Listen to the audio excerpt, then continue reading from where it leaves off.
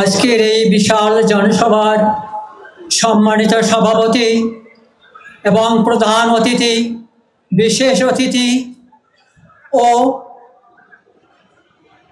বিভিন্ন জেলা, উপজেলা, ইউনিয়ন, গ্রাম পর্যায় থেকে ধর্ম, জাতি, ধর্ম নির্বিশেষে সকলেই উপস্থিত হয়েছেন। সবার প্রতি আমার রইল সানুগ্রহ ও আন্তরিক ভালোবাসা। সেই সাথে আমি আমার অন্তরস্থল থেকে জানাই আপনাদেরকে ঐকান্তিক ভালোবাসা।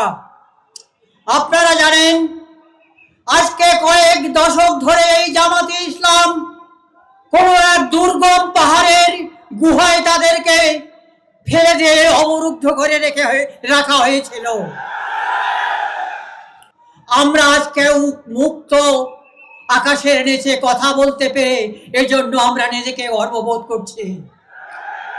তাই আমি একটা বঙ্কিমচন্দ্রের কবিতা এখানে সামান্য 2 লাইন উদ্ধৃতি দেব। বঙ্কিমচন্দ্রের এই কবিতাটি ছিল, হতাশ হইও না, যেখানে পড়িবে তাই ধরে উঠিবে, শত তুফান আসিলেও ছাড়িবে না হাল, আজকা নাই বা হলো সুফল, হতে পারে কাল।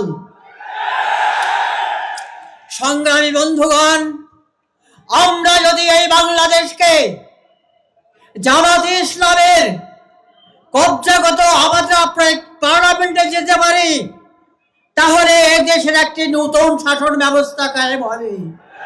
এই দেশের জনগণ সবাই আমরা দারিদ্রতার সীমার নিচে বসবাস করি। আপনারা এটা মনে করবেন জামাতেরা যদি পার্লামেন্টে যায়, সর্বোপরি আমাদের বন্টন ব্যবস্থাটা সুষম হবে, এটার কোনো ভুল নেই। সংগ্রামী বন্ধুগণ, আপনাদেরকে ঐকান্তিক ভাবে ভালোবেসে তবে একটি কথা বলতে চাই, ভূ রাজনীতিতে আগের দিন আর নাই হিন্দু নৌকা ছাড়া ভোট দেয় না।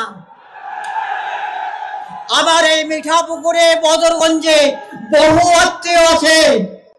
এই আজারুল ভাইয়ের এলাকায় গোপীনাথপুর ইউনিয়ন, মধুপুর ইউনিয়ন, চাঁদমারি ইউনিয়ন এবং কাদিরহাট ইউনিয়নে আমার অনেক আত্মীয় আছে। তারা তার সপক্ষে ছাড়া বিপক্ষে ভোট দেবে না।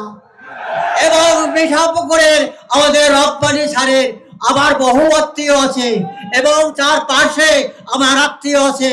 তারা বলেছে আমরা রব্বানি ভাইকে ছাড়া কাউকে জাতীয় নির্বাচনে ভোট দেব না। আমরা আশা করি আমাদের রংপুরের 33টি আসনকে আমরা যদি বিজয় করতে পারি, জামাতে ইসলামের এটাই হবে আমাদের জীবনের সার্থকতা। এই স্বাধীন বাংলার জামাতে ইসলামের বড় সার্থকতা হবে এটাই। আবারও আপনাকে শুভেচ্ছা ও ধন্যবাদ জানিয়ে আমি আমার সংক্ষিপ্ত বক্তব্য এখানেই শেষ করছি। সবাইকে ধন্যবাদ।